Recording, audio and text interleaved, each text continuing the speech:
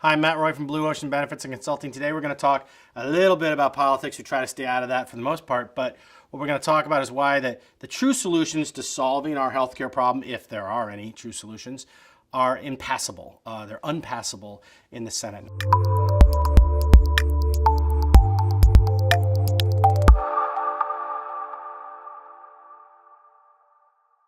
The true solutions to our healthcare and health insurance business are unpassable in Congress at this point. Now, maybe that's no surprise to you because, frankly, not a lot is passable in Congress. But the truth is there's such a divide right now between, at least in healthcare and a lot of other things too, but in healthcare, there's such a divide between the people who believe in healthcare at all costs, and it doesn't matter, it's a moral obligation.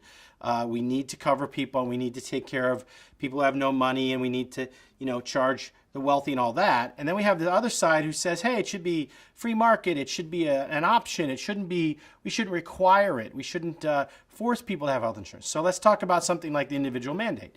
The individual mandate was actually a Republican idea, and since it was in the ACA now, the Republicans don't like it. But the truth and it was just, I think it's going to be repealed any minute at the time of this taping if the tax bill goes through, but maybe not. The idea of an individual mandate that says everyone should have insurance or you're going to pay extra in your taxes because you're going to go to the ER and cost the rest of us money, it's really not a crazy idea, but it's been turned into this sort of you can't tell me what to do versus you're trying to make me do. So these simple ideas that we have get ripped apart. So people will sometimes make an analogy to car insurance and say, well, you're not allowed to drive without car insurance. Well, car insurance is a driving your car. You don't have to drive a car. You could take mass transit, you could take Uber, you could ride with your friends. If you have a heart attack, you need to go to the hospital, and you're going to go to the hospital, and we're going to take care of you. So it's not even the same kind of insurance. So my point is that maybe the solution out there is to have much higher deductibles, but then what do you do with people who don't make enough money, who make $10 an hour? They'll never be able to pay that deductible. So what do you do with them? So if you said, oh, we could save money by raising the deductible, well,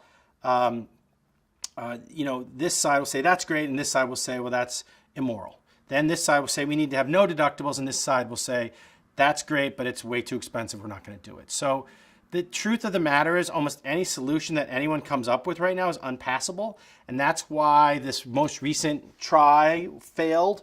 It's why the ACA, or what people call Obamacare, hasn't really worked. It's because we nibble around the edges and we're really not doing anything about the real problem, which is the cost of care.